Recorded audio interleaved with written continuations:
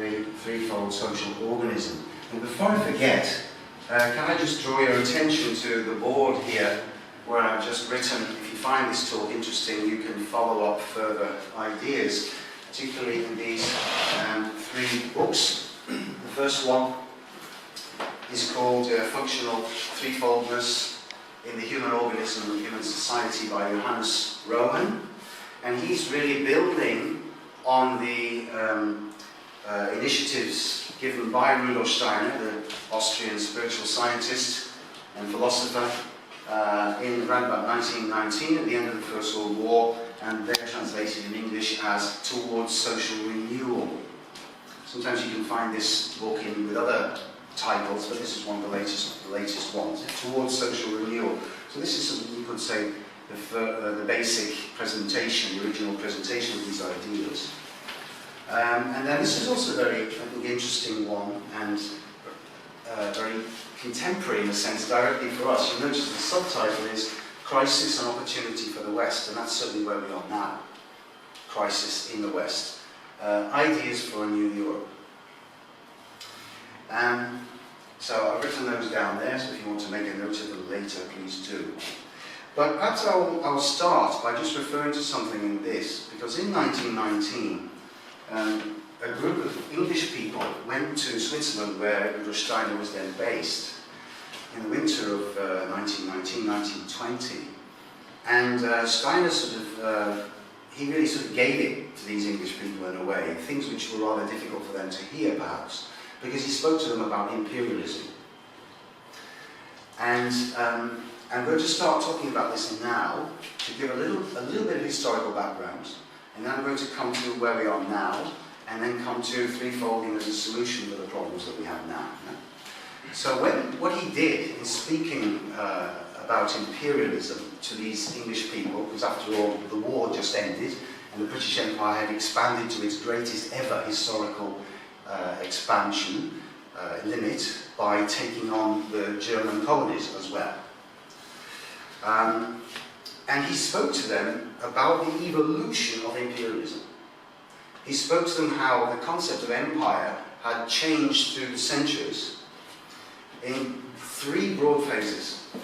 The first was what you could call the imperialism of the priests. So if you go back to the times of ancient Egypt, for example, there you find that society is completely dominated by the priesthood. The pharaoh was a god-king on earth. One can also think of the Chinese emperor, the emperor of Japan.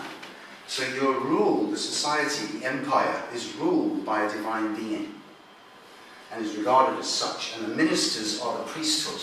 There is no independent or separate political realm, such as we understand it today. There is no independent, autonomous business or economic realm. Everything is informed by the spiritual realm, the priesthood. And that goes on through evolution until around about the 8th century. Gradually we start to see the development in Greece and then Rome of a new form of social organization, a new kind of empire, if you will, emerging, which we could call the rule of the politicians, or the kings, the aristocrats, the military class. And connected with them, the merchants and traders, not industrialists, not manufacturers yet, that will come later, but merchants and traders. The importance of them starts to come out. But above all here, it's the political class, the political rulers, who begin to emancipate themselves from the control of the priesthood, the spiritual realm.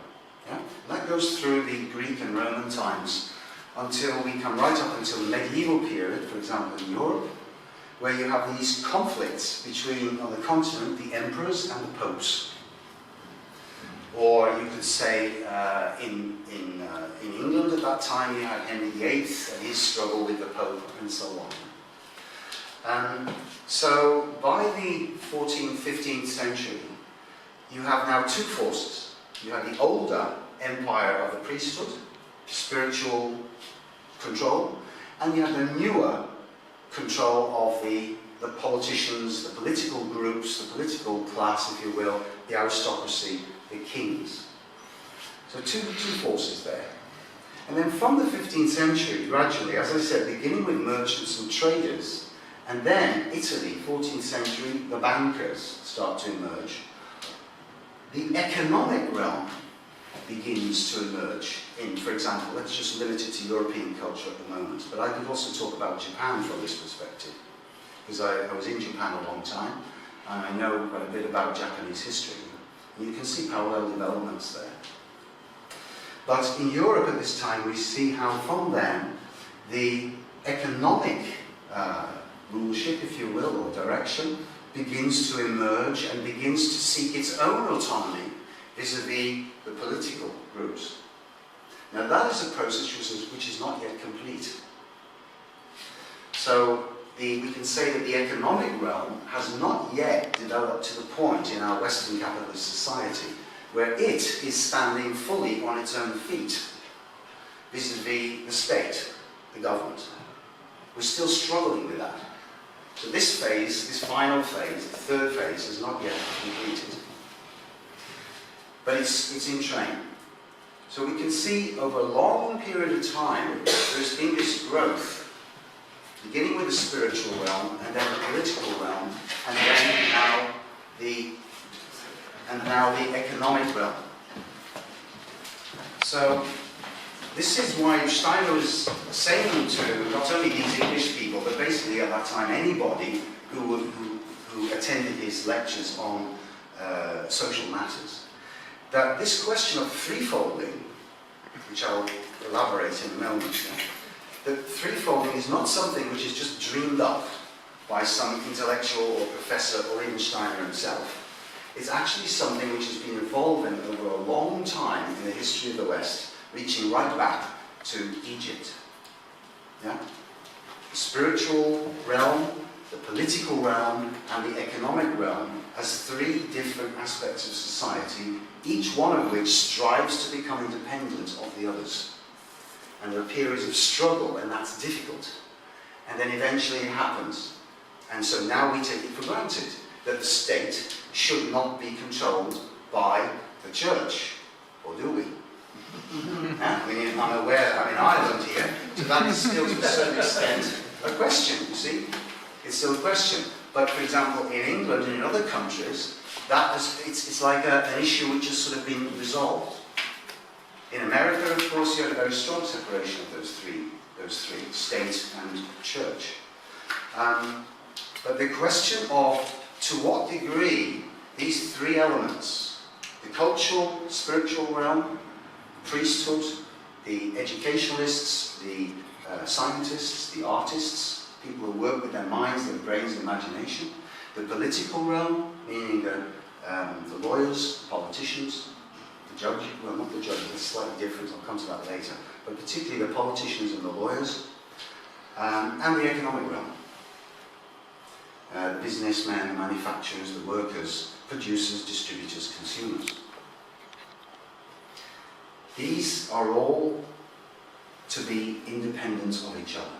And this is a key thought in the whole development of threefolding, because a really important thing, particularly for those of you who are new to this, is to understand that many of our current problems today result from the confusion of these realms. So politicians telling teachers how to teach, bureaucrats infringing on the freedom of teachers to teach in their own classes. How can our children be free if the teachers are not free? Who knows about teaching best? Politicians? Obviously not. Bureaucrats? Obviously not. Yeah? So, and yet, since the 19th century, in many countries, it became the norm for the state to tightly control education for the purposes of the state, and not for the purposes of the children, the real purposes of the children. So now we have a situation where, more or less, depending on the country, we have the insistence, either from the teachers or from those who support them, that people involved in education should be left alone by the state to do the job that they should do. Recently, I was very happy to see a new development in England just before I came here, where for the first time the Labour Party in England declared that they want to get the bureaucrats out of teaching and leave teaching to the teachers. Now you see, that was something which, because in England recently we've had the development of so-called free schools and academy schools. Schools which are not restricted or controlled in any way by the state, except insofar as the state insists on the right, and this is justified, that the conditions, the physical conditions for the children are good, yeah? And it's not dirty schools, it's a healthy environment. Well, that's fine. That's a question of rights, you see. It's not a question of curriculum. The question is, the state has a duty and the obligation and the right to insist that all children have the right to clean toilets, have the right to wash basins, have the right to playground area, and so on. That's rights. And that's where the state really belongs, in that rights realm, equal rights for all. But when it comes to what to teach and how to teach, that's not the state's business. So that the Labour Party should decide and should agree now, we too, like the Conservatives, like the Liberal Democrats, support the idea that the state, the bureaucrats, should not be involved in how to teach, telling teachers what to teach, is a real positive step forward. So for the first time, you've got all the political parties saying, well, we're prepared to go along with this. Now that's an example, you see, of what Steiner would say that obviously they're not doing this because they read Rudolf Steiner or anything, but he's saying that this is something which is actually seeking to emerge in the natural course of things in history. That the cultural realm should be free to develop itself, by itself. Similarly, the question of, should the state tell the business sector how to run businesses? Well, we saw what happened with that in the communist bloc. Yeah? Politicians and bureaucrats are no better at operating the economy than they are operating the school system. So we realized, and the communists also realized, that this is not going to work. The state could not control and should not control the economy. That should be left to the producers, distributors and consumers, the three sections within the economic realm, to get on with and run by themselves. But then we have a big problem, a very big problem. And the big problem is this: why is it, for example, that left-wing people, since the late 18th century, have demanded that the state should involve itself in the economic realm? And the reason for that was that the manufacturers and the industrialists, especially after the Industrial Revolution, they were treating their workers in an inhuman way. So I come from the place just down the road, it's about an hour's drive, from where the Industrial Revolution actually began, in Ironbridge, in the English Midlands. Yeah? And there, in Ironbridge and other places in England, you would have, for example, children being forced to work from a very young age, either overground or later throughout places in England where there was coal, underground. So children forced to work for up to 10, 12 hours a day. Yeah? Now, how did it come about that human beings will be prepared to force children to work underground in such circumstances for profit? Yeah? Clearly, there was some loss of humanity there had taken place, right? That any adult could force a child to do that. But they did. And we also know, of course, how dependent the economy was on slavery at that time, the African triangular slave trade. So clearly something had gone wrong with the moral underpinning of the economy. And because many people with sensitive morals and good ethics, so to speak, recognized that situation, they said, well, how can we protect the vulnerable and the weak, the workers, the children, from this inhuman economic system? Well, they said, well, if the economic system itself can't do that, then we have to call on the state. We have to call on the law. And so left-wingers and socialists began to look to the state to give protection to the working class. And that leads on inexorably through the 19th century to the situation in Russia, where in fact the state then ends up running the economy.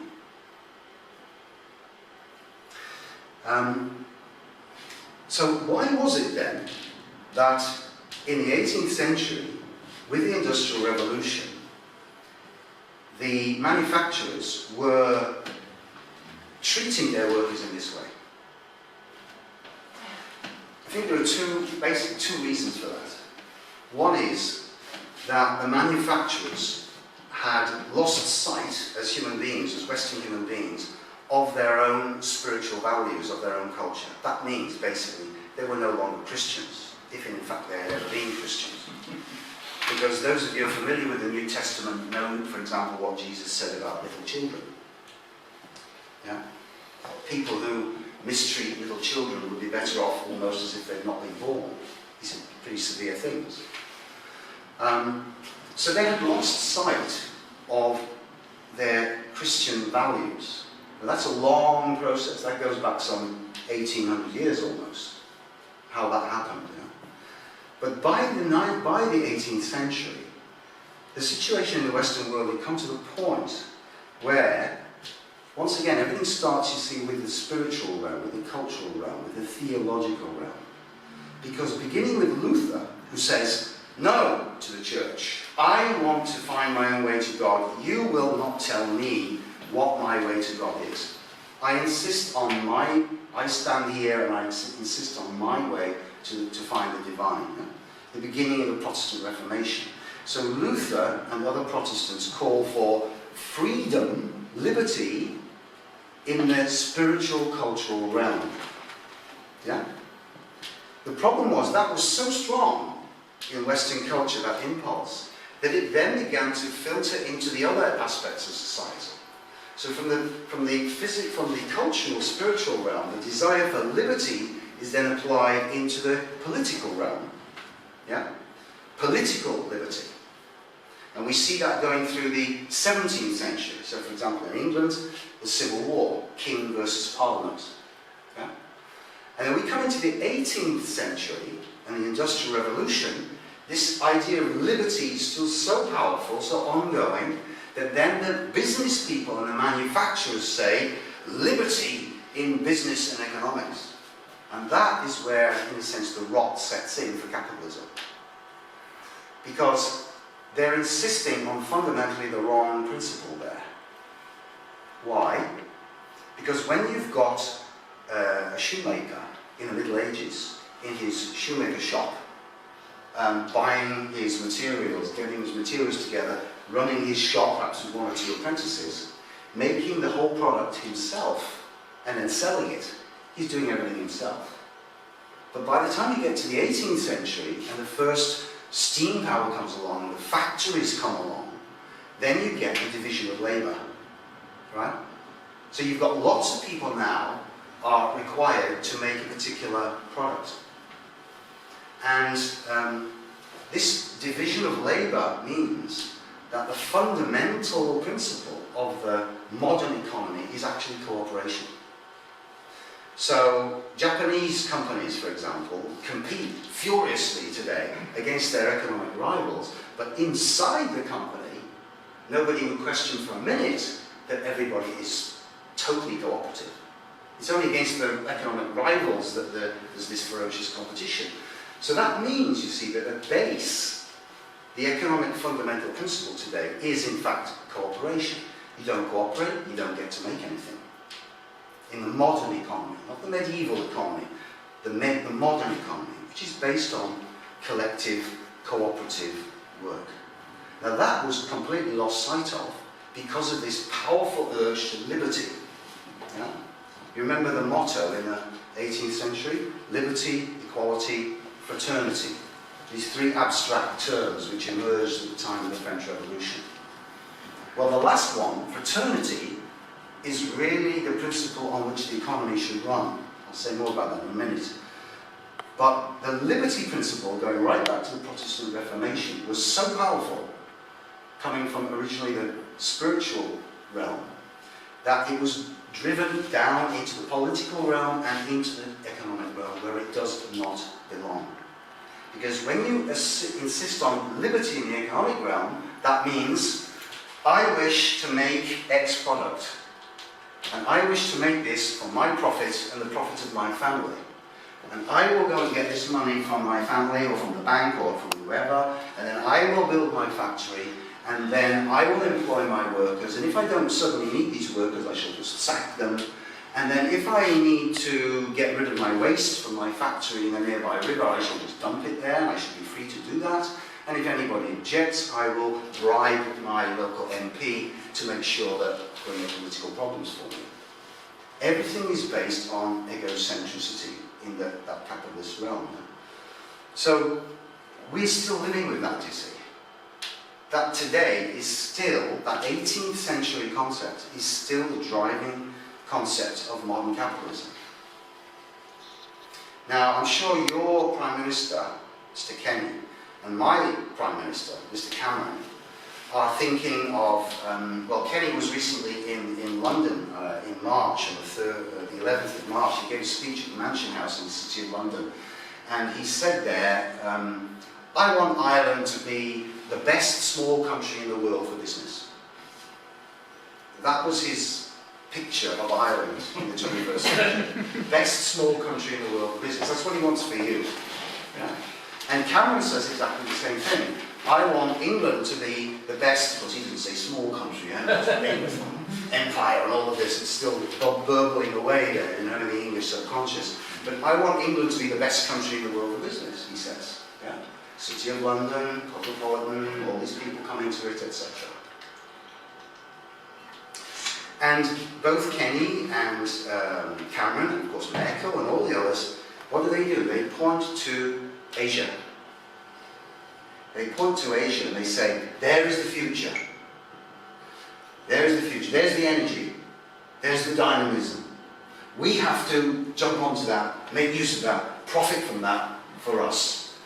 And we all know that all these products, all these electronic things we're using are made by, you know, severely oppressed labour, basically, in that part of the world, which we are indeed profiting from.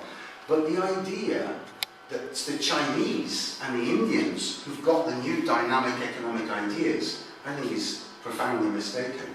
Because what they are doing is basically adopting and applying our ideas of economic selfishness.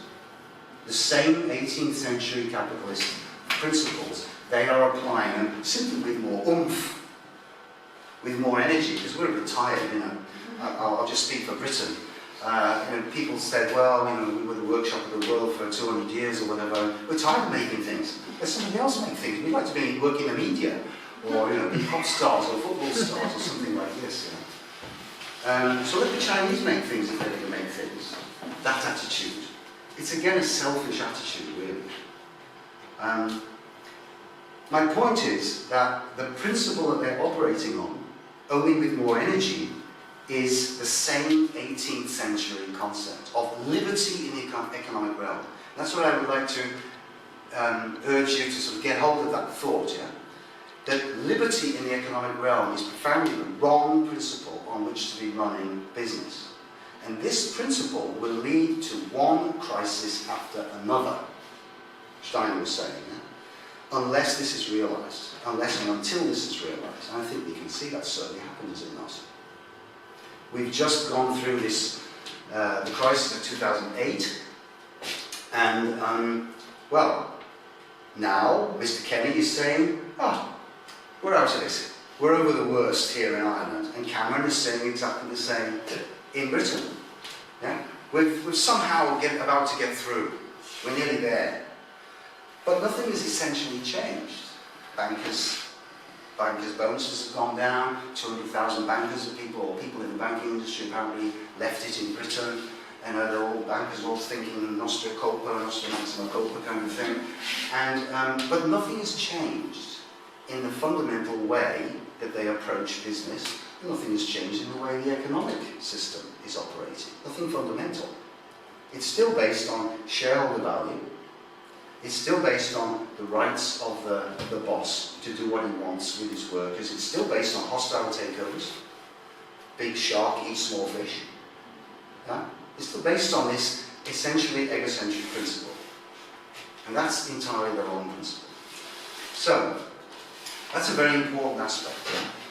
Why people turned to the state was because the principle to run the economy was because in the 18th century the wrong principle was being applied. And then the other aspect was because people had lost sight of their spiritual values, there was a loss of heart in how to treat other human beings. So those two things together meant that we ended up with the kind of capitalism which we've got. So another recent development, which you probably noticed yourself, yeah, was, you remember in 2011 the Occupy movement we saw in various countries. And one of the main motifs, one of the main calls you heard, particularly from young people in the Occupy movement, was get the money out of politics. Remember that? Right? So what are they saying there? They're saying, stop Monsanto and other major corporations from putting pressure on politicians through bribery, through lobby groups, through the use of the law or the abuse of the law. Yeah? Get the money out of politics. So that means separate the incestuous, confused relationship between economics and politics. That again is an example, I would say, of how almost subconsciously this threefold idea of separating business, politics, and the cultural, social, the cultural, spiritual realm, how people are realizing that these have to be separated out. We saw in the Olympics last year in Britain how these three things were again completely confused. We saw how the Olympics, sport, which belongs in the cultural realm, it's part of human culture, whatever you think of sport, it's part of human culture. And we saw how that is obviously deeply bound up with money and business on one hand, and it's also deeply bound up with politics. So since the Olympics, Mr. Cameron has been saying, we are all in a global race. All of us, you, me, that's the important thing, we're in a global race. And it is our mission in Britain, for example, although I'm sure Mr. Kenny doesn't say much different, it's our mission to fight and compete and win in this global race. Well, is that what life's about? You are an economic athlete or an economic foot soldier engaged in this global race. Is that the meaning of your life? That's how we are encouraged to see Britain and Ireland by our politicians, as a competition against other nations. Yeah? Which is bizarre when you think that also they're always talking about globalization at the same time. And they're talking about the global economy and how we depend on the Chinese and so on. But hang on, if we depend on the Chinese, doesn't that mean we're all involved in the global economy? Doesn't that actually mean cooperation? But no, we have to continue this older idea of the nation-state controlling the economy to fight against the other nation-state economies. So this old idea is still carrying on from the 18th century in the 21st century. And our politicians are still carrying on with those same thoughts. So this is another real problem, I think, that our politicians have in separating money, culture, and politics. I'll just stop there for a minute, just to see if there are any little questions at this point, or are you all sort of, are we all following where I am, so to speak, yeah? Yeah. Is it sort of clear so far? Just wonder where the media comes into all this. Right, okay. What do you think? Where's the media belong, yeah? Yeah. What is the media doing? We talk about the media as the opinion formers of society. The media, what do? They mediate ideas from certain members, the artistic elite, all kinds of elites, yes, and they mediate that to, yes, to the public. So I would say, so, but of course, you know, as I'm sure you're implying, the media are deeply bound up with money and business. We only have to think of Rupert Murdoch, for example, right? Or the fact that we have basically in the English-speaking world essentially about 5 or 6 major global corporations, you know, tremendous power. Yeah. So, well, we need to see where these different sections of the community, where they are. Right? Steiner's, another one of the key thoughts to grasp when we think about threefolding is that in the 19th century, due to the influence of Darwinism, remember what I was saying about gradually, particularly intellectual people, educated people, they began to fall away from traditional religion. They began to think that religion was something for children, or something from a previous age which we'd grown out of.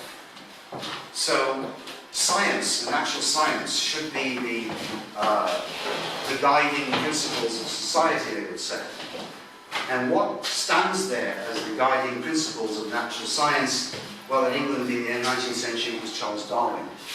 So we saw how Darwinism, as applied to the animal realm, then is gradually, it falls into being applied to the social realm. So you get social Darwinism. And today we even have further development of this in the various evolutionary biology, evolutionary psychology, evolutionary sociology, and so on. Yeah? And there, in this, you have the thought that, well, human beings are basically animals, and we need to base our economic and social practice on the natural world, the world of the animals. Now, recently, relatively recently, naturalists have been pointing out that principles of cooperation also exist within the animal world, but quite clearly it's obvious that the animal world also operates on fear and violence and eating each other. Yes? You only have to look at the birds in your garden to see how, you know, they've got to be careful of other animals, they've got to be careful of the cat and so on and so forth. Yes? Remember what I said about companies. A big company will gobble up a small company, even if the small company doesn't want to be gobbled up. Hostile takeover. Okay? So this principle of basing our human practice on animal practice, Steiner was pointing out, this is totally wrong for a healthy human society. So how should we base our social practice on? And it should actually be on something which is profoundly human. Namely, the human organism. So in 1917, he first brought forward the idea of the threefold structure of the human organism and looked at the 3 systems of the human organism. The nervous system, focused in the brain, the circulatory system, focused in the heart and lungs, and the metabolic system, focused in the guts, the intestines and the organs down here, and the generative organs. So we've all got that, belongs to all of us. And these 3 systems are all separate, obviously, yeah? Your metabolism is down here, it's not up here. Although there is a part of metabolism in your head, isn't there? Where is it? Exactly, your mouth, here. This is related to what goes on down here, isn't it? This is not related to what goes on down here, at least not directly. These are not related to what goes on down here, at least not directly. So you've got, this is a microcosm in a sense, of the rest of the organism. The organism grows out of the head in babyhood, as it were, or infancy, in the fetal stages and so on. And these 3 systems have to be separate, but they're also interrelated, aren't they? The nervous system obviously permeates the whole body, but it's nevertheless centered in the head. Unless, of course, you play football, and then you put your brains in your boots. Or you use your head as a limb to head the ball. Right?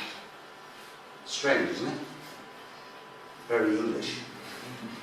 You use your head as a limb, and you put your brains in the boots, and your feet become clever to hit the ball. But actually, the human head is not really supposed to be used as a limb. It's for something else. It has its own function. I'd just like to perhaps introduce it's a little bit long, but I'd like to introduce a very interesting quote from Steiner, which shows you something about, if I can, yeah.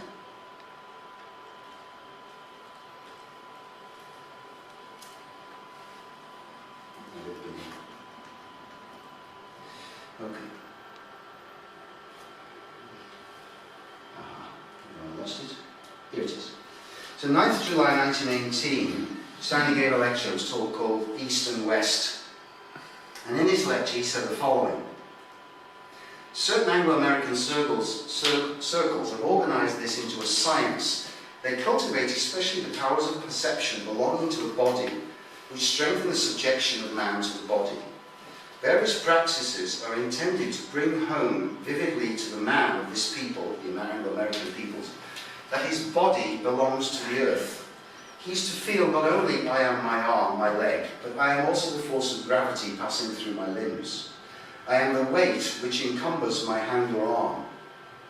A strong physical sense of relationship between the human body and the earthly elements is to be acquired. This strong feeling of relationship between the creature and the physical body and the earth exists today in certain species of apes, which have it as their soul life, their feeling life. In them, it can be studied physiologically and zoologically. What's present there can gradually be formed into a system of instruction for human beings. All that has to be done is to develop the coarse side of relationship with nature into a system of bodily education. In saying this, I am neither railing nor criticising, I'm merely stating facts. Thus, it will be possible to bring about a sort of practical Darwinism, intensifying the relation of man to what binds him to the earth in a certain sense, to monkeyfy him. That is the practical side.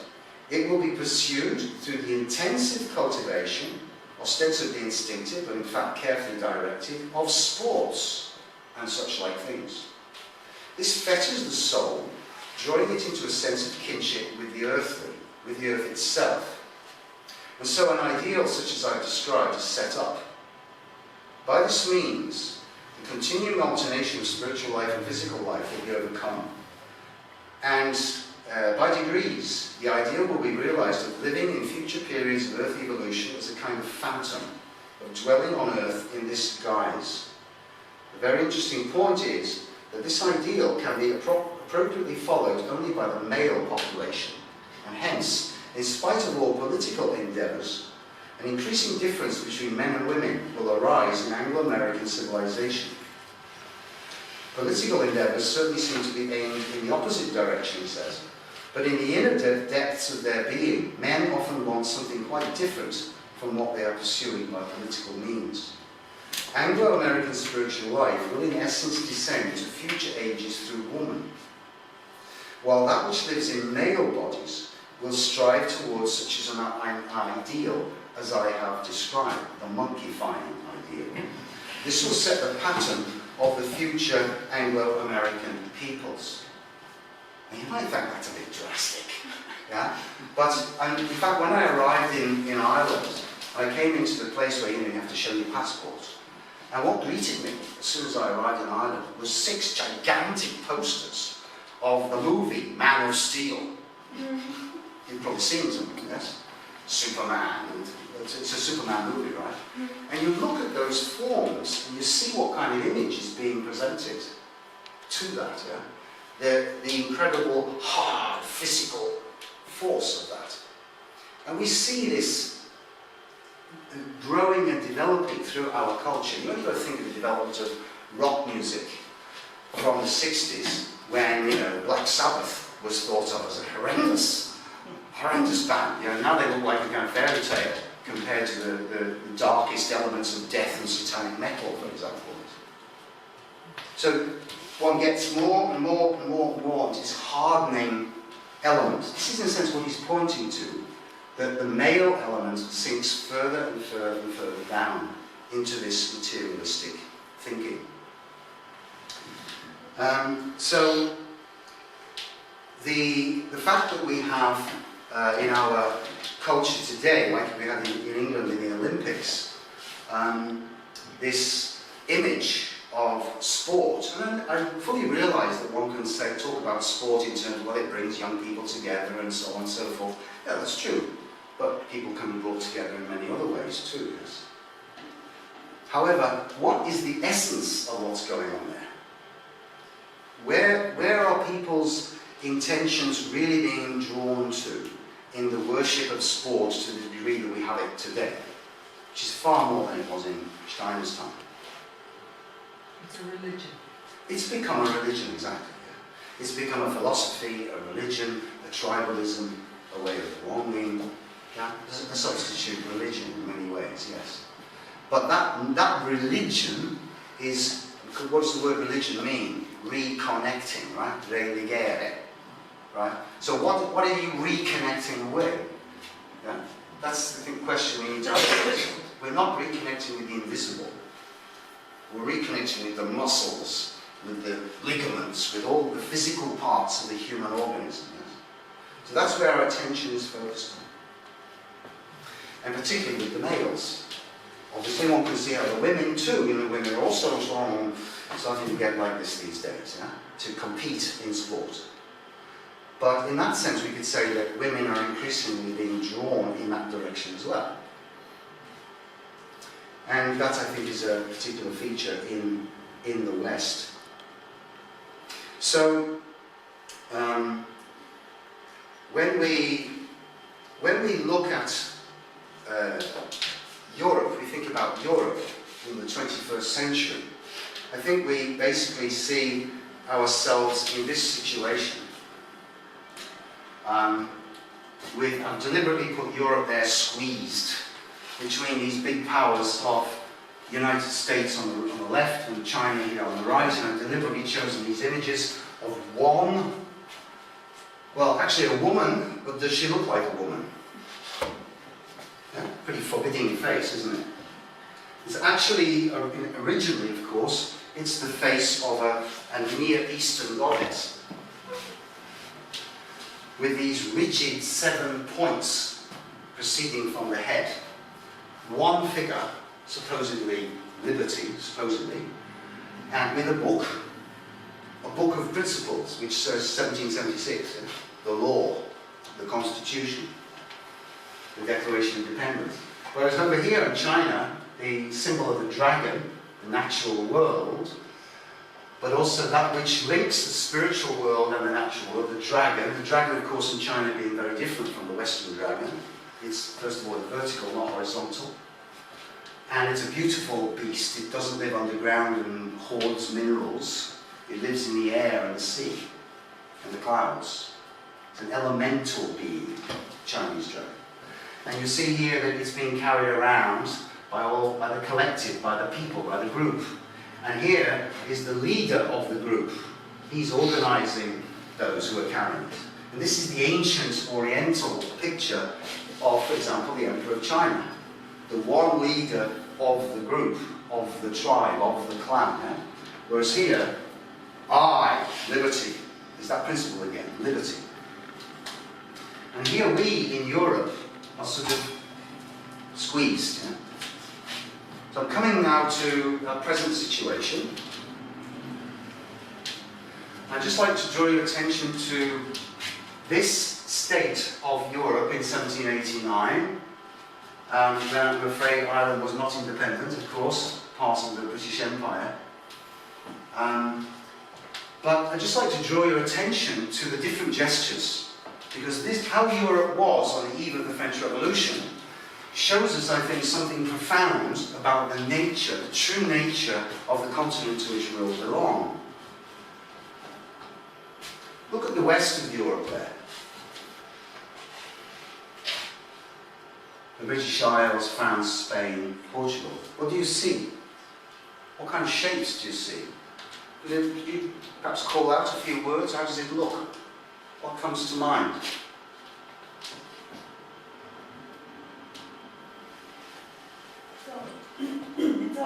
It's all big pieces rather than small pieces. Right?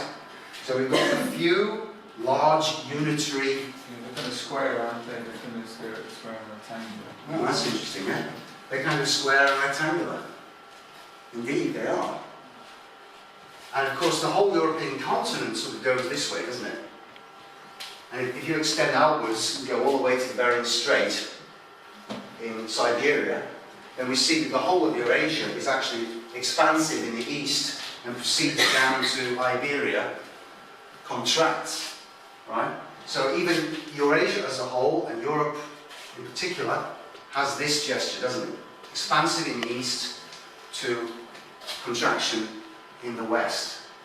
Solid unitary states, each one has a strong capital city with tight, disciplined, efficient, relatively, administration to control that country.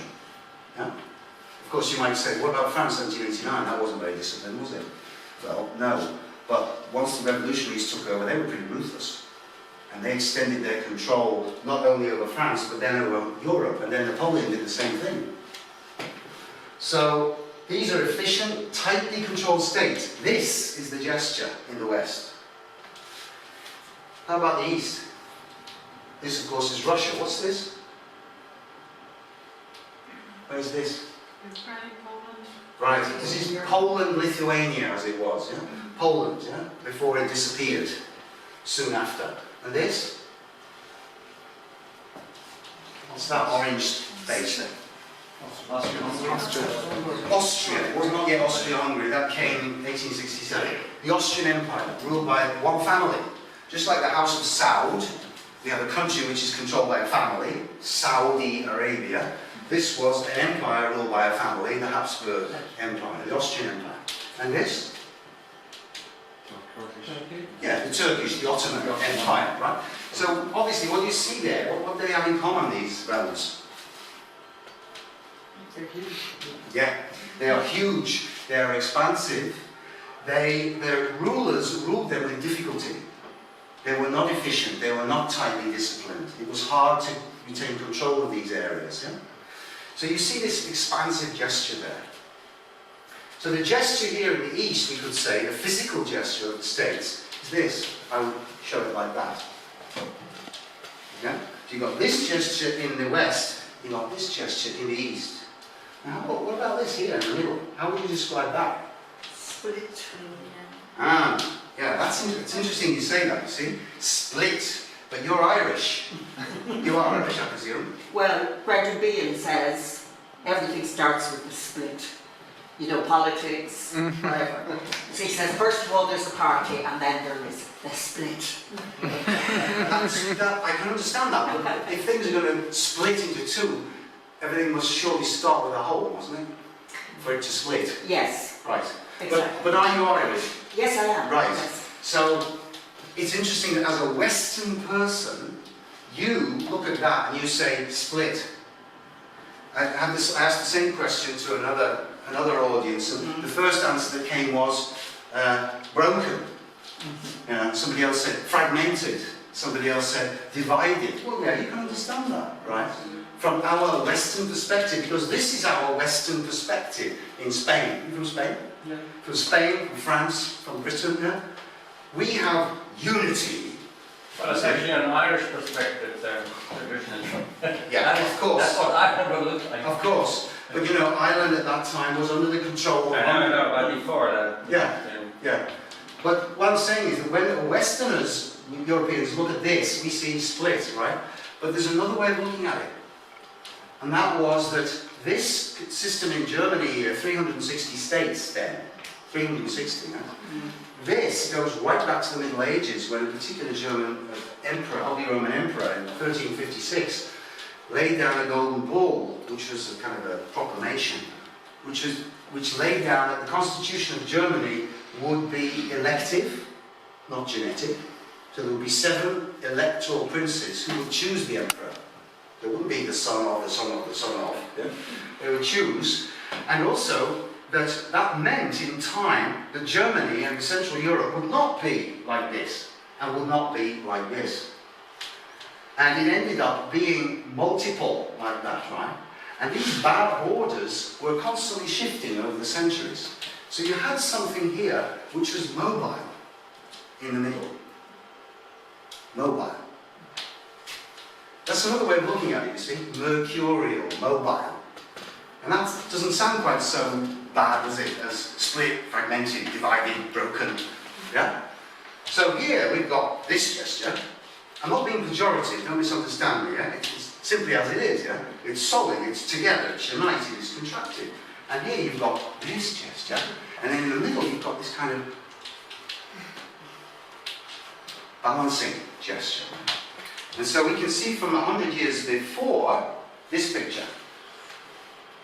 And I would say this is a symbolic language of the 17th century, which comes out of the sort of the mood of what was called the Rosicrucian movement in the early 17th century, where people tried to understand principles of wisdom through symbolic pictures.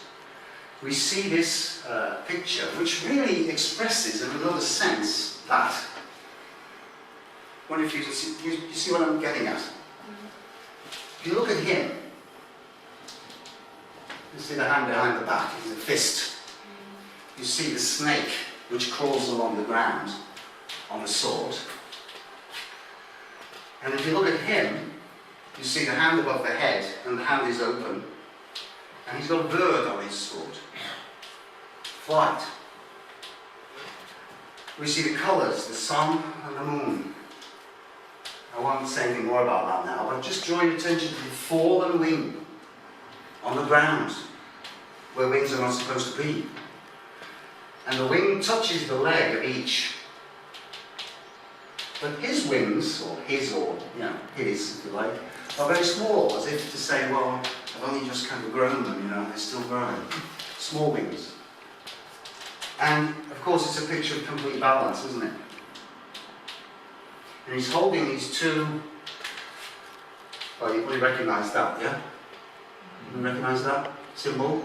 Mercury. Mm-hmm. There's Mercury, symbol of Mercury. And the Mercury, in the symbolic language of that, was the principle between sulfur, hot, and salt, cold. Between the expansive and the contractive. And Mercury, or Quicksilver, is the balancing middle. The mercurial middle. Obviously all three are necessary. And between the sun and the moon. And between the sun and the moon as well, yeah. Mm-hmm. An interesting picture, I think, yeah. We could probably say a lot more about it. But I just chose that to show you that in the European psychological consciousness from ancient times, there has been this picture. And you as Irish people, or some of you as Irish people, will know much better than me how deeply a threefold picture is rooted in your mythology and your culture in this particular country, more so than in mine, in fact. But more or less, this threefold balance, contraction, expansion, and the balancing middle, has been there in our European culture, and we see it portrayed in 1789. However, what happened after that? What did Napoleon try to do? He tried to unify, that's right. Let me go somewhere else here at this point.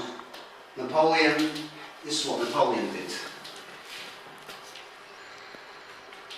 So this is the Napoleon's Europe. France spreads out, Spain is taken in, Germany is taken in, Italy is conquered, Poland, the Austrian Empire, Prussia become puppet states in effect. So one pattern, one code of law for all of Europe. One language. In those days the aristocracy spoke French all over, yeah, in educated classes. So you've got this principle of oneness, which negates, in a certain sense, the natural threefoldness of Europe. The funny thing is, Tyler said, if I was going to be another person, I'd be Napoleon. You sure about He that? said that, definitely. Ooh. Yeah. That was As the Scots would say, a him a dudes about that. But let's talk about that a little later. Yeah? I don't think so. I'm sure Positive. It's a good joke. But the point That's is, why you haven't got sure. I really can't imagine that Rudolf Steiner would have said, I want to impose one pattern on the whole of Europe. That's what Woodrow Wilson did when he came in 1919 after the First World War and started drawing lines all over the continent. Yeah? So anyway, that's what happens to France, this oneness under Napoleon. And then we see how later on in the 19th century, Prussia develops in Germany, and we get, eventually, of course, that leads to, eventually to Hitler. So you get another effort to control the whole of Europe and force one pattern on Europe. So here's Napoleon, you see, looking like a Roman emperor. Rome was in style at the time.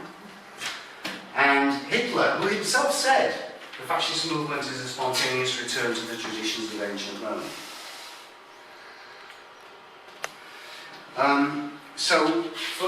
You have these two examples of something bubbling up from Europe's past, which doesn't really belong in the present, and an attempt to impose this ancient one-patternism upon the cultures of the continent.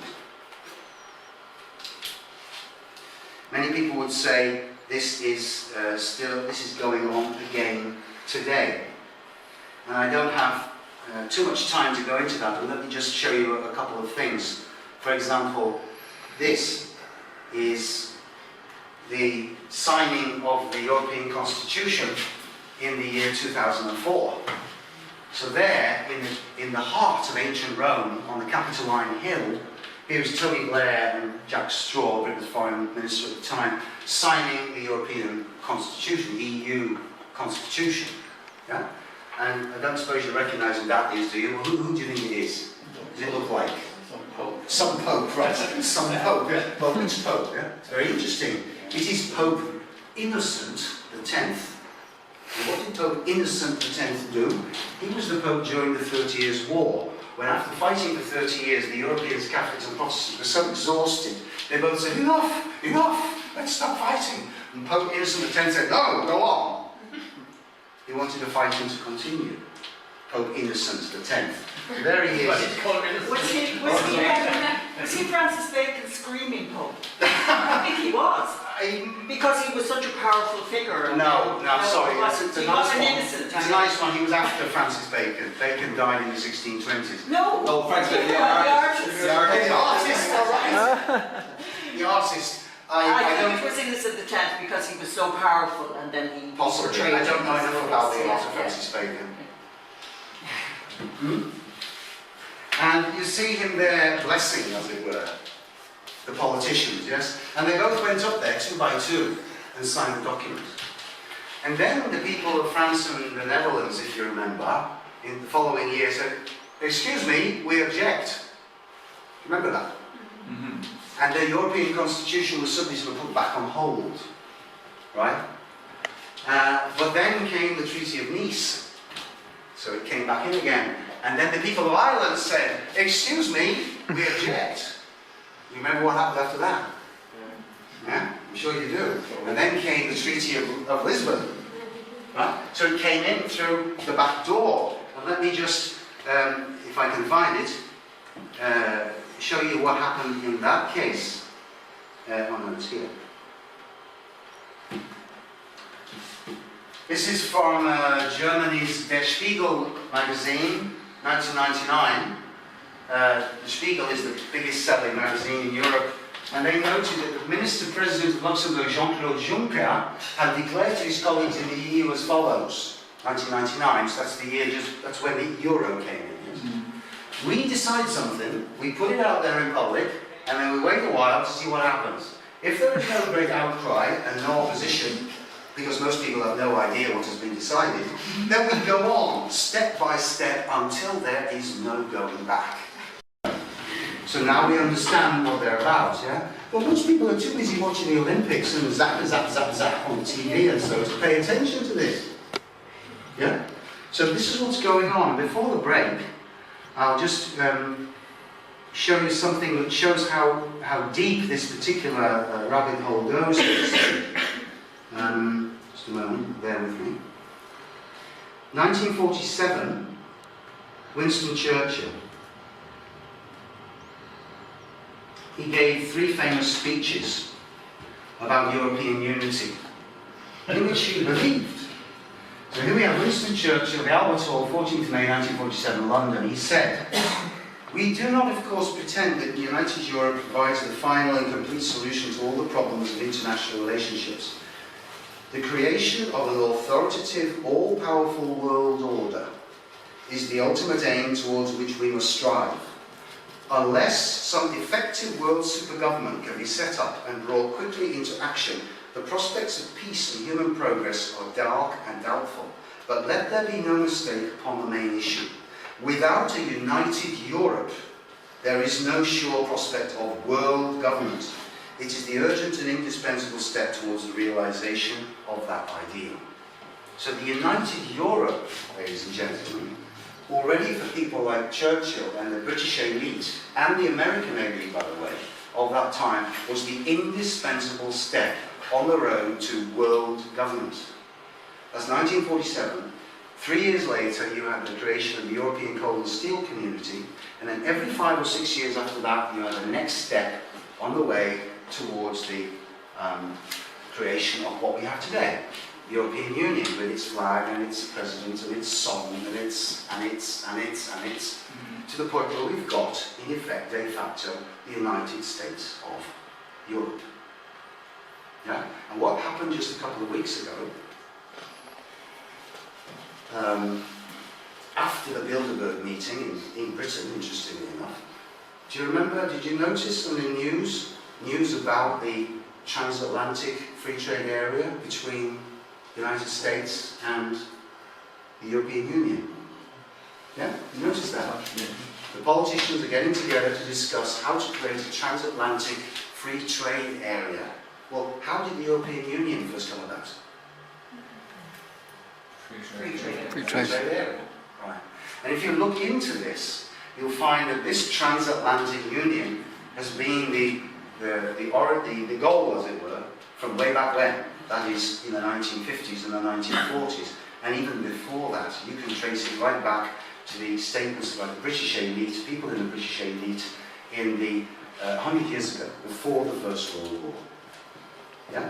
That when the British Empire felt that we, the British Empire, are getting weaker and weaker, and the only way we can survive in the world against the Russians and against the Germans is by borrowing the muscle of the Americans.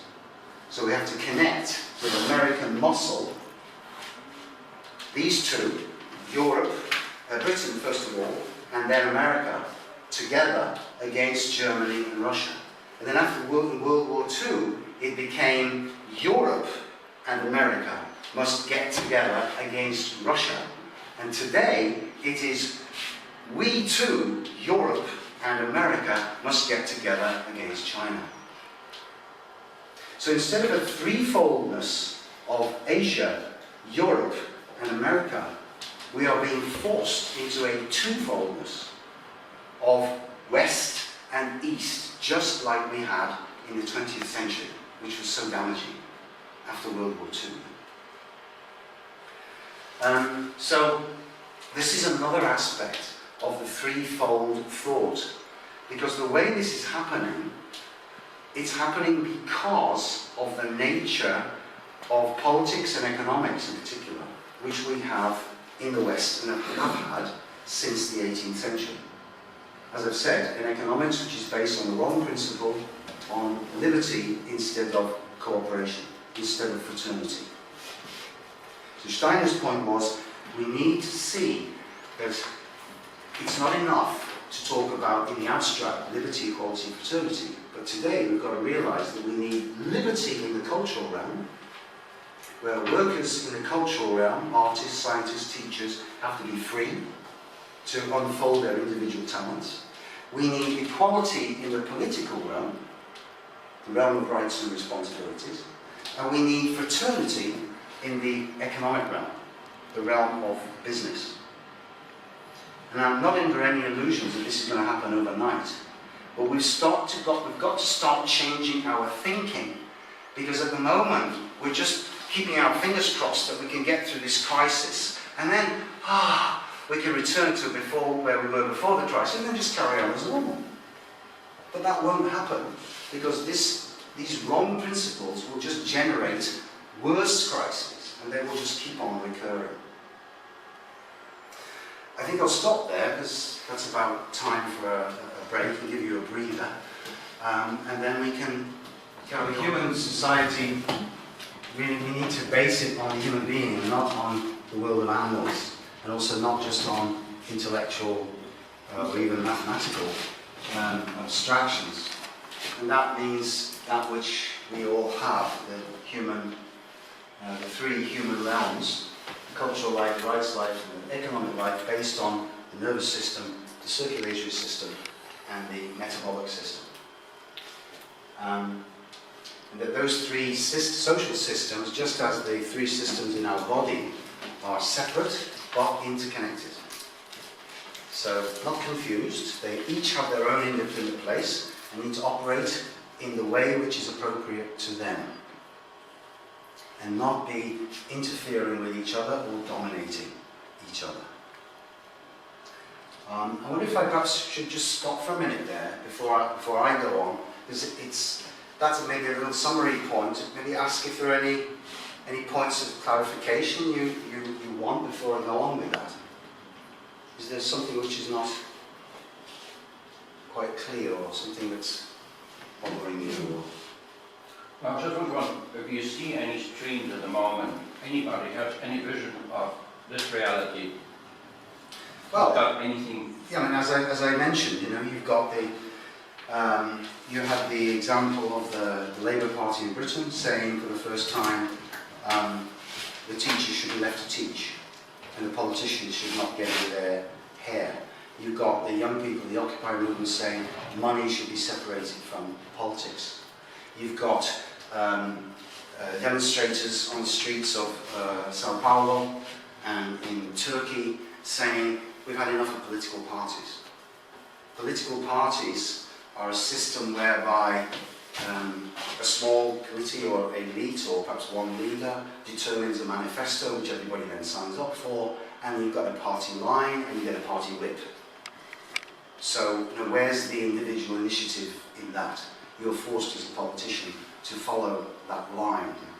So it's an 18th century concept. Political parties really go back in European history to the 18th century and have spread out throughout Europe and the West from that time. And we're still trying to operate that today. I think everybody somehow feels that political parties, nothing much can be expected from them anymore, but we haven't, it's as if we just can't imagine any other way to run politics, except with parties.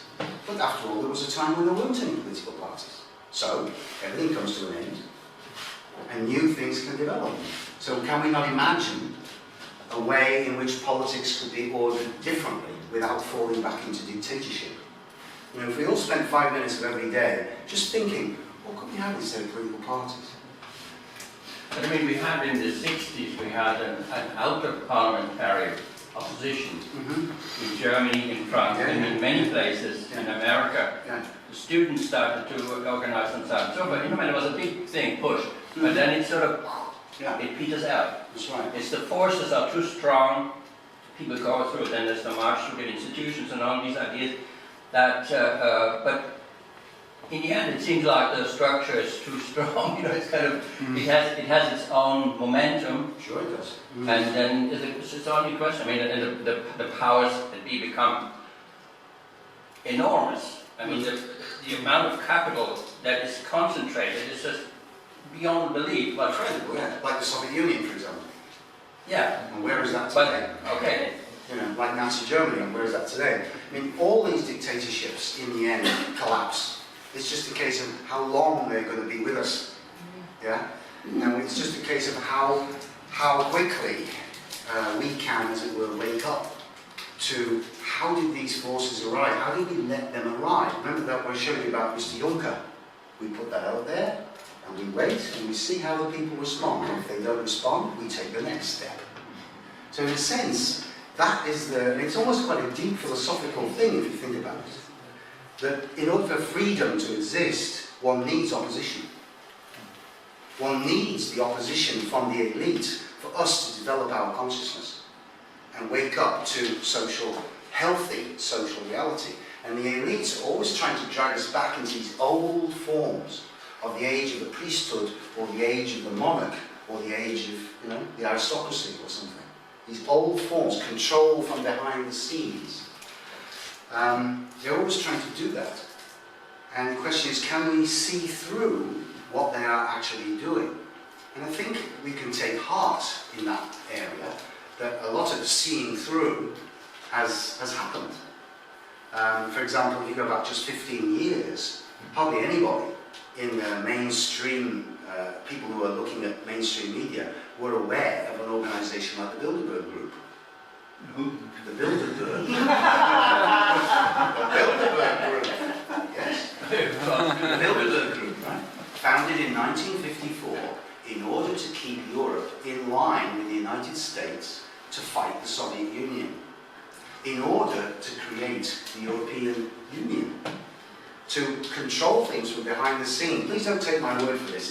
You'll find loads of stuff on this online if you go into the history of the Bilderberg Group. Right? There are meetings, clandestine meetings, which are not reported in the mainstream press. They went on every year, meeting in various places. Key members of European and American academia, military, politicians, business leaders, and so on. The top people. And they would meet in utter secrecy, guarded by taxpayer money in the various countries, and these meetings would be never reported. Even though a magazine like The Economist of London, one of the top British media organs, would always have two so-called rapporteurs at these meetings, but they didn't rapport to anybody except the people who were at the meetings. They didn't tell their own readers what went on at these meetings. But now, through the efforts of independent and alternative researchers and investigators, this group has been, as it were, forced out into the open. So now even the BBC are forced to recognise the existence of this group. So step by step, we, the people, as it were, are becoming more and more aware, and certainly the internet has helped a lot in this, of what these forces, these old retarding forces, are doing. Yeah? But without those retarding forces, we don't actually have any freedom, because you only get your freedom through resistance. It's a question of struggle and growth. So they have their role to play in that sense. Yeah? So I think those people in the alternative circles who like to hate them are profoundly mistaken. These are pluralists or elitist bastards or whatever, They rail on about these groups. And yeah, of course, some of the things they get up to, the wars they start and cause and so on, but this is all part of the process of us finding our own freedom as individuals and communities. So they've got that role to play. Any other points? No? Maybe I won't go too far into it, but just to indicate, this is really something from the book by Johannes Rowan, Functional Threefoldness in the Human Organism and Human Society, where he's, let's see, where is it now? Look at the threefold nervous system, and you've got the three parts of the nervous system: the central nervous system, the sense organs, the spinal cord, and the autonomic nervous system. And if you look at the metabolic system, you've got the gastrointestinal tract, you could say energy enters in, yes? You've got the abdominal organs, and you've got the organs of movement and reproduction, energy exits, so to speak. In the circulatory system, you've got the upper part aspect of the circulatory system, the middle rhythmical system, and the blood in the metabolic system. So there's kind of a threefoldness in each one of these three systems. And if we look at how that applies in society, we see in the political area, the political key is really the idea of equality. In the political realm, what you have inside you as an individual is irrelevant. The only thing that's important in this realm is you're a human being, I'm a human being. It doesn't matter if you're a woman, I'm a man, you're, on this you're of this race or that race. All that matters is we're human beings. And as human beings, we have equal rights in a particular society. Yeah? So what's inside you, in that sense, is not important. With equal rights and equal responsibilities simply by virtue of the fact that we are human beings before the law. Hence, equality before the law. So you've got various principles and functions and institutions in the political area, which you can see there. The courts, the parliament, and then the executive functions, civil service, police and military. Yeah? Perhaps if I just say a word about the courts, because I think here's an important point. If we talk about equality before the law, which I'm sure everybody here would subscribe to, how is it equal if, for example, you have, in Australia today, you have a situation where a farmer finds that he has oil on his land, which is available through fracking. You're familiar with it, yeah? And an oil company comes along in Australia and says, well, we want to frack your oil, we want to get at your oil. And the farmer says, no thanks, I'm not interested. And then the oil corporation then hires some really high-powered lawyers at extremely high cost. Well, who's the farmer going to hire to defend his rights? Well, he can only get maybe the local legal aid lawyer, or perhaps, a struggling, young lawyer or whoever it is, right? Aaron Brockovich. Sorry? Yeah, this kind of thing. You see the problem there. Again, money in the law. How can you have equality before the law if lawyers are private, working for themselves, right? So there is an argument to be made there that lawyers actually ought to be state employees in order to work equally for all citizens, which at the moment they don't. If you can afford it, you can hire, in my country, a top Queen's Counsel, QC lawyer. Those people are really high powered, so if you just got a local solicitor, you're not going to get much chance, probably. So the money is there determining your rights before the law. This can't be right, But it's so deep-rooted in us that the lawyers should be private, like in the cultural realm, where it's individual, like artists and teachers and so, that lawyers also should be like that. Well, I think that's something we should think about. If we really want to be concerned to get money out of the legal system, and start thinking in terms of lawyers being state employees and serving everybody in the community, so anybody can expect to get an equally trained lawyer. Teachers should not be state employees. That's in the cultural realm, and that's not where the state belongs. That's not the realm of rights and responsibilities. The only right and responsibility there is that a child has a right to an education. But beyond that, the state should not be telling the teachers what to teach. So it shouldn't control what the teachers teach, and therefore teachers should not ultimately be state employees. The cultural sphere, as you see there, again, it's a threefold division. You've got science and research corresponding in a sense to the nervous system part of the cultural sphere. You've got the arts, education and healthcare corresponding to the circulatory aspect. There's always a threefold element in each of these three realms. And then you've got innovators, scientists, religious people involved in the metabolic area, where they work out in a practical way, so to speak. But the basic principle in the cultural area is freedom, is liberty. That's where liberty belongs, and that's also where competition belongs in the cultural sphere, and where hierarchy also belongs. Right? If you're going to go to a music concert, don't you want the best? Well, perhaps if it's your family performing, you're happy to go and listen to them, right? But normally we like to find the best, do we not? Yeah? That's where the individual talents of the individual and the capacities of the individual really, we appreciate that, and that's what we want to experience. So competition, freedom and hierarchy belong in this realm, and not in the economic realm, and not in the political realm. In the economic sphere, the same threefold division. Yeah? In the upper sphere, consumption, so you've got consumption, distribution and market, and production. The principle here is cooperation. But each slightly different in each case. Yeah? Cooperation of consumption, for example, we today have a healthy development which they didn't have in Steiner's time, like consumer organisations. They didn't have those 100 years ago. We've developed them since. That's another example, you see, how associations are being formed of consumers, associations are emerging of distributors, and associations are emerging of producers and manufacturers. People are beginning to cooperate.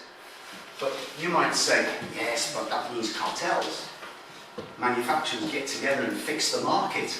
Yeah, sure, they do that, because we're still based on this principle I mentioned before, that it's all out for me, right?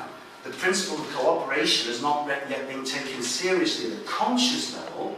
Nevertheless, because this is definitely happening subconsciously, we see that manufacturers do begin to work together in association with each other, in chambers of commerce and different industrial organisations of business people involved in the same area of the economy, of production and manufacture.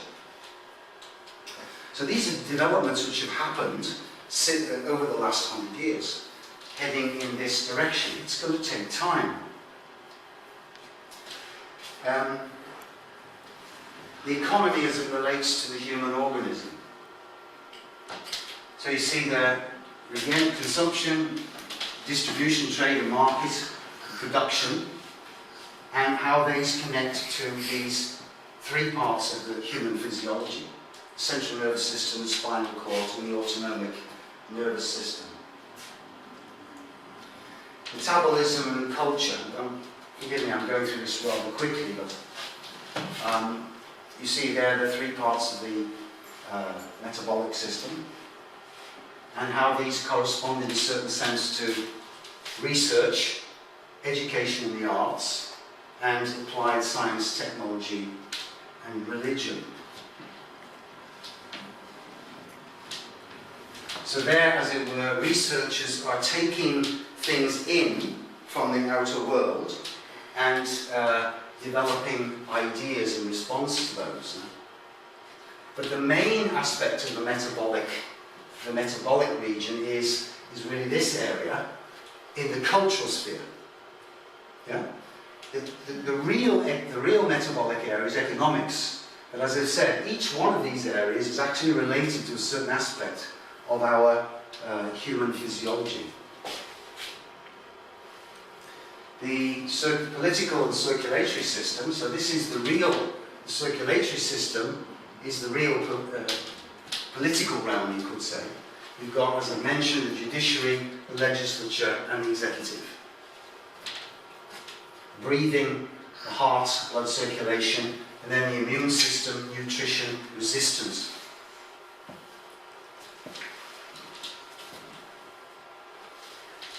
And sort of summing those things up, the threefold society in relation to liberty, equality, fraternity, the cultural sphere, the political sphere, the economic sphere, freedom, equality, and cooperation in those various areas that you see there.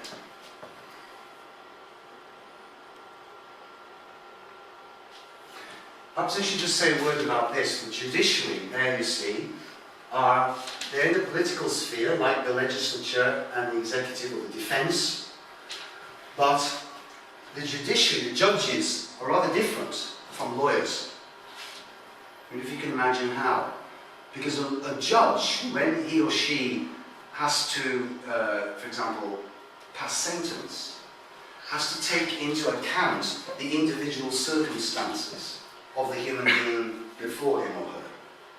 Yeah? And when you, as soon as you begin to take into account individual circumstances, that means you begin to take into account what lives within that person. And so you're no longer operating strictly on the basis of the two people, the person as a human being, yeah? Which is strictly the role or the realm of political rights. As I said earlier, that has nothing to do with what's inside you. Yeah?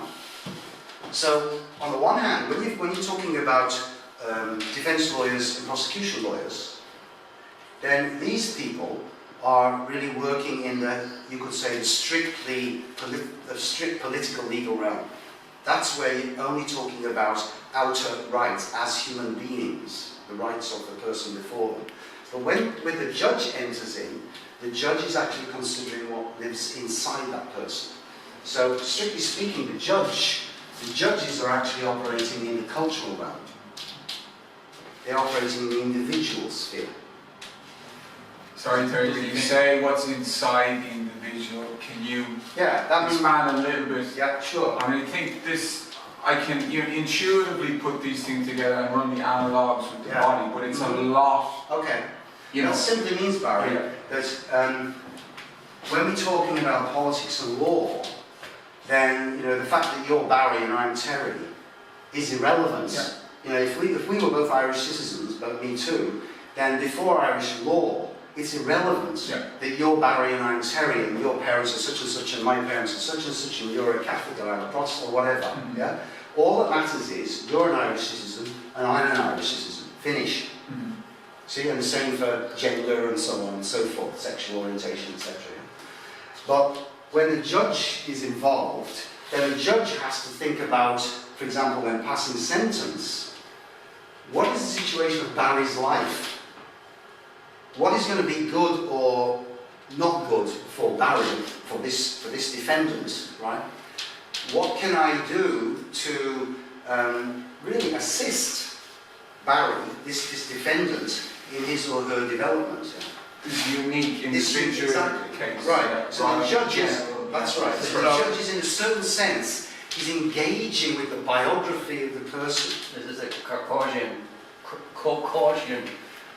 chalk circle. Brecht's book. Well, Caucasian, sorry. Yeah. He's putting the law at a completely different level in that movie. That's why it's so popular. They keep on playing that because it's a paradox. The judge is not deciding on the outer facts, he's deciding on how the people react towards the child, it's about the child that is being, who should have the custody of the child. And he lets the people demonstrate who should have, but not out of the law book. So he's making this as an example of where the judge comes into play. He's not out of the book, but out of a completely different realm. So that's right. Yeah, and it's a bit like the famous story of King Solomon, isn't it? When the two women come forward and say, "Well, it's my son, and it's my son," and King Solomon says, "I say, let's cut the baby in half then." And then of course the woman who's really the mother says, "Oh, in that case, give it to her. Don't cut him in half. Give it to her." And then King Solomon goes, "Ah, well, in fact." No, it's the same story. Yeah, exactly, it's the same thing. Yeah? So, in other words, the judge has insight into the actual, who this person is. So, basically, Terry, that's someone who maybe it's a first offence compared to somebody who's repeated offences. Yeah. That would be something that they'd take into consideration. Okay. Steiner, again, as I said, he was under no illusion that this is an instant panacea for our problems. He said in his book The Social Future, "I can well imagine that there may still be people who will say that these are only ideas, and how is it possible, they will ask, that people can now rise to such ideas. A gulf yawns between these ideas and those generally understood at the present day. I would only remark that with regard to such opinions, our answer must be, it need not concern us how advanced or otherwise people are. We need only speak out over and over again what we hold to be the truth about human nature, and what we think is likely to bear fruit, and then wait till they've understood. And if we do so, if we never tire of repeating this again and again, then people will advance more rapidly than if they are continually told about their individuality." I believe that the world may very soon be ready for such things, and I would therefore never retire of repeating over and over again that which I believe would hasten the advancement of humanity to maturity. Well, actually, at that time, in 1919, he tried in 3 different ways to bring this idea forward. First, he tried to contact, you could say, the people at the top of society. That's in a way the traditional route. So he tried to contact the government people and, significant aristocrats and so on. That didn't work, because those people didn't have the imagination to see what he was getting at. So that failed. So then he turned to the workers and the unions and tried to give lectures and talks to them and interest them in it. But the union leaders were so embedded in Marxist thought at that time, of course the Russian Revolution and so on, that their hold over the way of thinking of their members was too strong. And so then he turned to the general public and sort of toured and gave lectures and talks and so on. The problem there was that the economic circumstances at the time and the chaos after the First World War were so great, and people's fears were so great, that it was actually quite hard to get them to sort of free up their minds to new ideas at that point. And in fact realize that actually in times of such chaos, that's really the time when people are really open, or could be open, to new ideas. So in the end, by 1922, he said, he felt that, well, this is not going to work now. So we're going to have to wait about 100 years. And in the meantime, we should try to help at least our children to develop healthy forces of thinking, feeling and willing through schooling. Yeah? So this was, of course, actually the origins of the Waldorf movement in education. But he did say that in about 100 years' time, we can look again at the circumstances and see if then it's not a suitable time for these ideas to come forward, because people will be in a more receptive mood for them.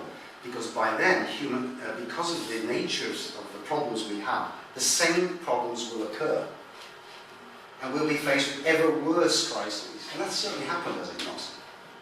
So here we are now, in the mess we're in, the debt crisis that we're in, the possibility of coming war against China, for example, where, as I've said, America and Europe are drawn together by these elite forces, and the possibility of another bilateral division of the world between East and West, which is obviously something we absolutely must avoid.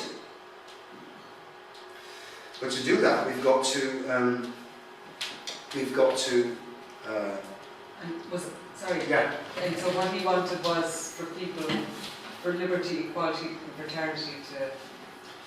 He wanted liberty, equality and fraternity to be understood in their right realms.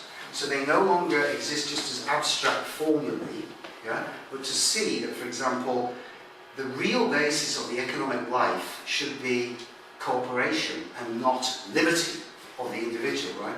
But the economic life is not to be based on I and self-assertion, but we working together in service to each other, to the community. And also, one could also add to that, today especially, in service to nature as well. So we do not willfully pollute, we do not willfully abuse nature and so on. Yeah? Again, progress has been made, that we're far more aware of that today than we were in Stein's time. Yeah? So in service to our fellow human beings, and at the same time in real care for the natural environment. Yeah? And then, yes? Just to sort of look at tease some of the ideas out, that this idea of a wage, and that in Ireland now there's a lot of I suppose anger about the liberty idea, where people get huge wages, obviously in the economic realm, and people feel that it's kind of willy-nilly. It's not related to their talent. It's not related to. I'm just wondering, like this is kind of a practical thing for people, when they're looking at these, these different realms, these domains. Like, this idea to come to some sort of, because obviously at the moment most people are, like, let's say in Ireland, in England, around the world, they're economic slaves in a way, that if they feel anyway, because it's kind of an illusion, but they feel that their world will collapse unless they have X amount of money, for example. Whereas I guess this is all heading to a place where whatever you do is not a wage. You know what I mean? There's some value in what you do, and people see that. Yeah. And that's the basis of the kind of cooperative spirit. Yes. In that, because the wage you get is an illusion. Because some people, let's say, get very little wages, and yet they're very good at their jobs, and they're. You're a human being. I'm a human being. You know, why should you get more money than me? Because of what you have inside you, you know, because somebody, or another example, because somebody has more pieces of paper in his pocket, why should that person have a nice comfortable seat on the train and somebody else should not? Why should the people on a first class, business class in a plane have all of the luxury and comforts, and the rest of us crammed like sardines into the back? Just again because of the number of pieces of paper in your pocket. You know? So these sort of things, we don't challenge, we just accept them as givens. And he's basically saying labour and wages do not even belong in the economic realm. Labour and wages are actually an aspect of rights. Yeah? And they need to be separated from the economic realm as such. And that labour and wages need to be not just given out by the state. So he wasn't saying the state should give everybody the same wage, for example, but rather that the situation in which you find yourself working for example, a company, your personal circumstances need to be taken into account. So, you know, if you're a young worker, unmarried, for example, your needs are of a certain kind, and they're different from the needs of a married worker with supporting a family and so on. Well, these kind of things are not taken into account at all, or mostly not, right? Today. They were. The tax system and everything like that. Very much. Yeah. And women, obviously. It's only within the last 5, 10, 15 years that has proved to be changed. Yeah. There's changes taking place in this area. Yeah, but the problem is, have we moved from a good system, or well, a questionably good system, to a bad system where we are now individualization, whereby all people individually are paid the same amount of money, yet nobody knows the responsibilities or additional costs that other people have, be it married or partners or whatever. Yeah. So. Yeah. But the other point, you know, that he's making is, again, he was under no illusion that when you're talking about a social issue, whatever it is, a social issue really has to be decided. Two things affect it. One is the human beings who are in relation to that social issue, whether it's a company, a village, a community, or whatever. Everybody has to be involved in that. It can't just be one person deciding, you see. It's like you can't just, how can I put this? You can't just take the ideas of somebody like Karl Marx, who sits down in the British Museum, analyses capitalism, and then says, well, we apply this. It's a case of this intuition.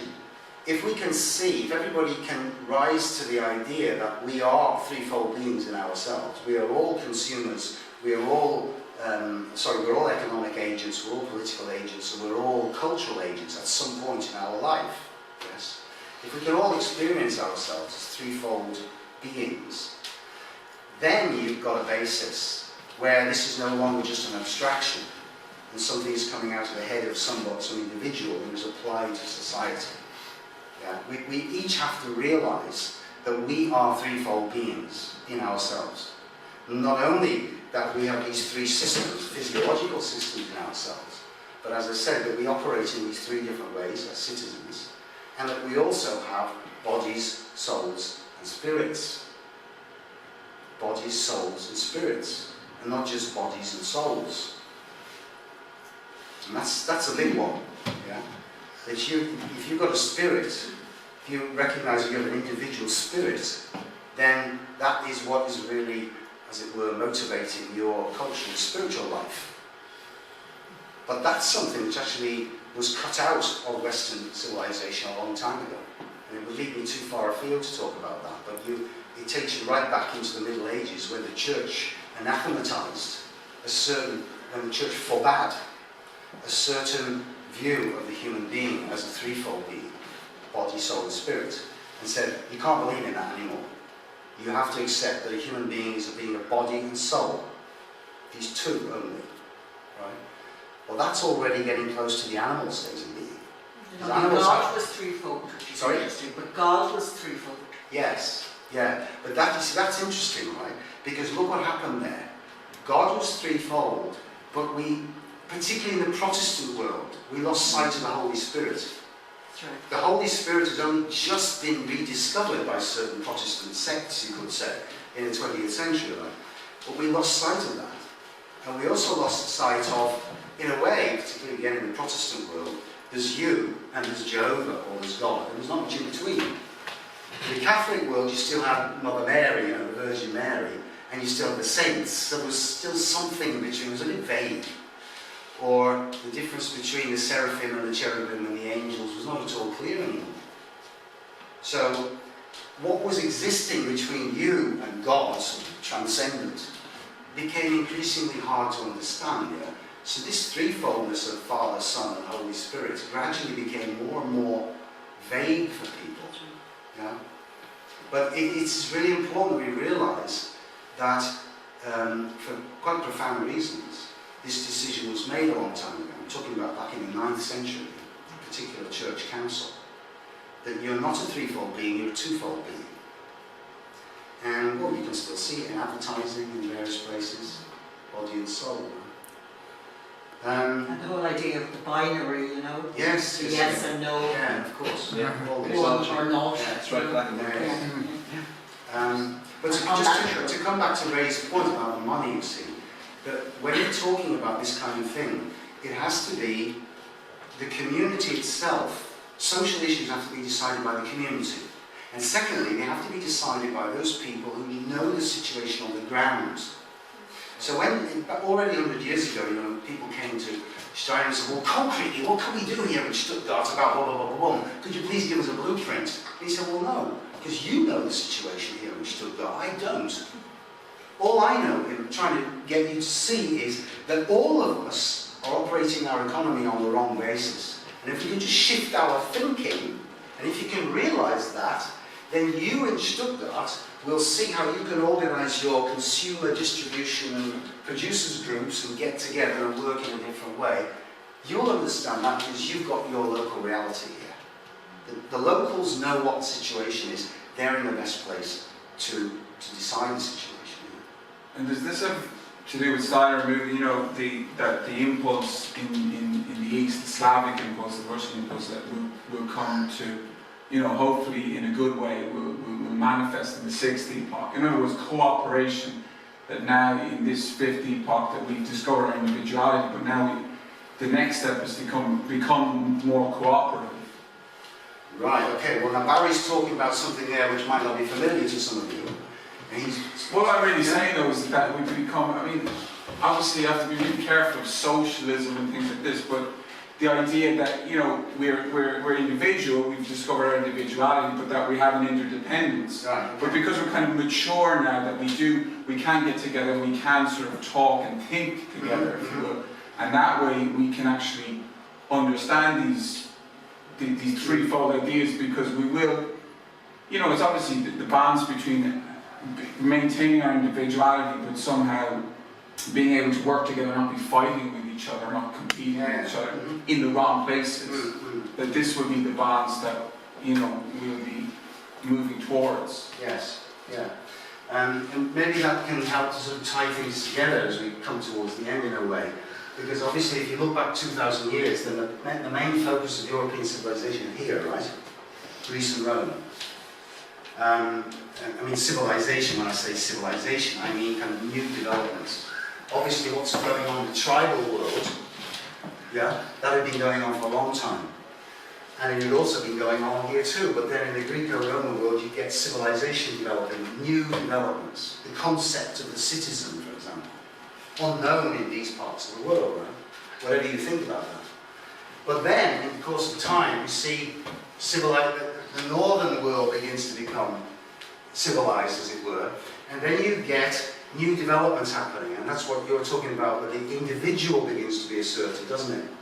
What you could call the Middle Ages, basically. Reformation. Sorry? The Reformation. The Reformation, exactly. Like I was saying before, Luther and so on, right? So here, it's still the collective world. The emperor decides, the emperor of Rome decides, everybody shall think the same and have the same view. And then up here, this individual self-assertion comes out, right? I wish to decide for myself. But that then falls, in the 18th century, into selfishness. Because finally, anything of a religious and collective nature is given up. And finally, each individual is left entirely on their own. And, you know, in that situation, often individuals fell into complete egocentricity. And so you get an economic system and a political system which is based on egocentricity. Napoleon, Hitler, or but now the challenge, which I think is what you're saying, right, is can we move beyond the kind of eye of an eagle, or the alienated individual, and find a new form of community which is not based on family, clan, genetics, physiological things, right? But can it be based on a new understanding of what the human being is? What is a human being? And then we come to this question, robot, animal, what are we? Are you familiar with, some of you, with the name Ray Kurzweil? What? Ray Kurzweil. Ray Kurzweil, transhumanism. Have you heard of transhumanism? Yeah. Well, he's an American cyberneticist Yes, that's right. who is looking forward enthusiastically by the middle of this century to the end of biological humanity. So we will be able to download our consciousness into mechanical ceramic vehicles, and computer intelligence will advance to the point where our pathetic little brainlets are no longer able to cope. So we'll already advance to the next level. So the end, in fact, de facto, of human beings. Yeah. So it's like a kind of geno-suicide. He's looking forward to that, right? And the media, by the way, he's now the director of engineering at Google. Scary! The Singularity, his movie, and the media are enthusiastically talking about him. So by the end of this century, certainly, he wrote a book in 1999 called The Age of Spiritual Machines, in which he laid out a sort of decade by decade progress towards this state. So the question is, you see, what is the concept we have of human being? What is our understanding of the human being? And that especially means consciousness. This is where we come to this question of the spirit that I mentioned. Are you only a body with feelings? Or have you got something else just with your feelings? Feelings are important. But feelings can often just be very personal. Yeah? What's imagination? What is consciousness? This, I think, will be the real key question in this century, right? How do we understand what a human being is? So you get Mr. Kurzweil saying the robot future, and then you get other people saying, well, we're basically animals, and we should behave like animals. Sometimes out of a kind of mistaken compassion for animals. Of course it's right to have compassion for animals, but not to the extent of thinking, well, we are just animals. Yeah? So I think that's the problem. Barry was sort of pointing, what he was saying, to, well, we see how 2,000 years ago you've got this part of Europe was sort of dominant in a way. And then the Middle Ages and up to today, we see how this part of Europe becomes dominant, in the north. And America actually comes out of that, doesn't it? Right? The United States comes out, particularly of this part, northwest, doesn't it? Yeah? But in the next sort of period of European development, it's going to be this part, the Slavic, Eastern Europe. And each one of these parts of Europe has made a contribution to European civilization. So our whole legal way of understanding the middle sphere, politics, law, has come from here. Yeah? What we are now developing in business and economics is actually coming from here, since the 15th century. Yeah? What I said about the businessman becoming independent of the politician and priest. Well now, in the next period, that's still far in the future yet, in the next period, a new form of social feeling, as it were, living together in community, which we can hardly even imagine yet, in a sense, will develop here. And communism was a premature intuition of that. Yeah? The brotherhood of man. And it attempted to come from here, but the time was not right. It came too soon. And there are two forms of evil, as it were. There's the form which drags you back into the past, and the form which pushes you prematurely into the future before you're ready for it. And that's what happened with communism. Fascism drags you back into the past. Remember Hitler? Fascism is the Roman spirit. And communism was pushing us forward into the future before we were ready for it. But that will, not communism as we had in the 20th century, but some form of brotherly and sisterly communal life based on a higher feeling life, which we can hardly even imagine yet, will in fact be the future development. Well, that's why ahead, Terry. That's a long time ahead in the future. 6 epoch. Yes, yeah, that's what he calls this. The 6th epoch, the time when these people above all make a contribution. Now, there are certain elite forces which don't want that to happen for various reasons, yeah? As I said, the elite forces are there to give us the resistance to develop our freedom as human beings. So, just as you see the middle element, remember the picture of the balance that I showed you earlier with this, and then the balance, yeah? The elite forces, the this and the this, always try to cut out the middle. You see that again and again in history. The middle term is removed. What you said about computer, yes, no, yes, no, yes, no, on, off, right? Always 2, right? So we always have to, 3, it's not 2, it's 3. So there's always the attempt to destroy the middle.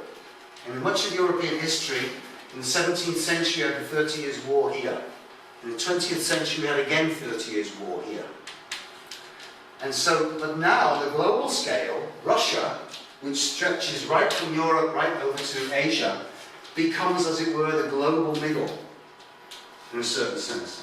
And there will be the aim to destroy Russia. Let me just give you an illustration of that, if I can.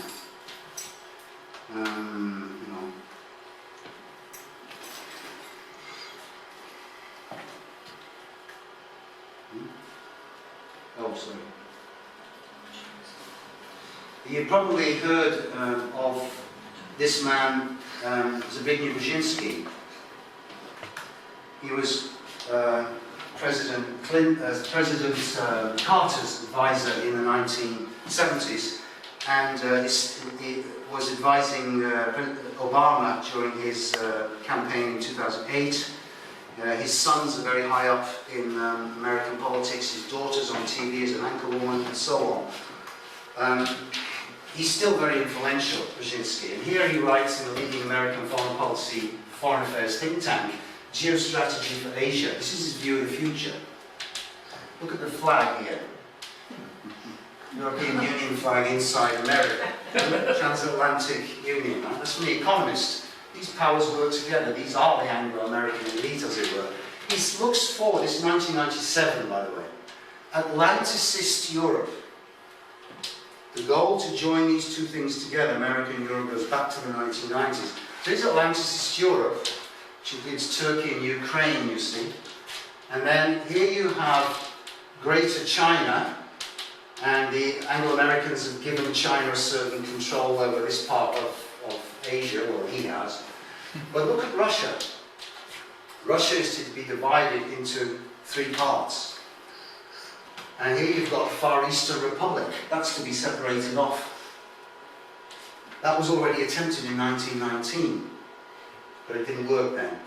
And the goal is basically to break the connection of Russia, to join East and West, so break this bridge, and hand over, as it were, these parts of Russia to Asia. And forgive me, I'm sort of summarising articles and various things here. to hand these over to Asia, and then Russia will be drawn into Atlanticist Europe, do you see? So it will no longer be a bridging culture as it is at the moment. It will just become part of Europe, which means part of Euro-America. Yeah? So these guys, they're like Brzezinski's book, which he published in 1997, it's called The Grand Chessboard. And that's how they see themselves, yeah? Playing chess on this with people's lives and cultures' lives for far, far-reaching purposes. And we've got to get wise to what they are planning for us. Yeah? Otherwise, we end up with scenarios like World War I and World War II. And, you know. Anyway, so that's part of the ugly future. And in a sense, like Barry was mentioning, they are trying to prevent the Slavic peoples from playing the role that they should play in the future. Already now, they are preparing for that, you see? And he hasn't got a Brzezinski, he's got this name, you know, he's comes from there.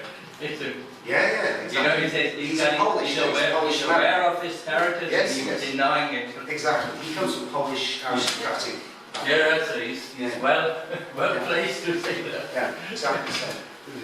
There you go. Anyway, to finish then, I would say that what we are, in Europe, what we're sort of faced with is this situation. So we've got three choices really in Europe. The first choice is this, monolith. The European Union monolith. And what that means is that, you know, the American Civil War, before the American Civil War, America was a rather loose union. But because of the war, it became a very tight union. So America, after Lincoln, was very tight confederation. Please don't misunderstand me, I'm not sort of criticising Lincoln in there, he's a very good man in many respects, yeah?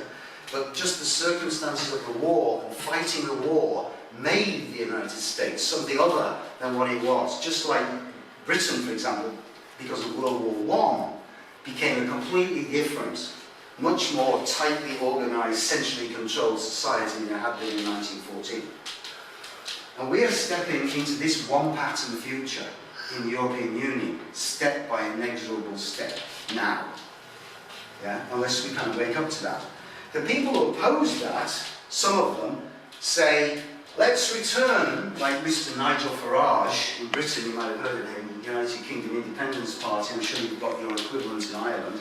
Let's exit the European Union, to hell with Europe, and let's go back to our wonderful age of nation states, such as we had in the, you know, from the 16th to the 18th, 19th century. Right?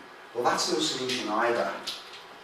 Unitary nation states, where basically the government and the business and the confusion again. It's just going back to the past. We can't just go back to this threefold confusion which we had during the age of nation states, where the state was basically controlling everything. So I think the real future is for the threefold commonwealth in Europe. Not a unitary European state, but a state in which you will have, for example, I shouldn't say state, but an association, I'll put it that way. An association of European countries, a loose association, where you've got a European economy, organised in a threefold way, European producers, European consumers, European distributors, operating together. You've got a free cultural realm, where artists and scientists across Europe should be free to interact with each other freely, as in many respects they were in the Middle Ages. But in the political realm, it's the political realm where each of our countries has its own traditions, its own laws, its own customs. And they ought to be respected for what they are, because they've evolved over time, reflecting the realities of the people in those countries. Isn't it a really bit late for Europe just being defined as, you know, as an isolated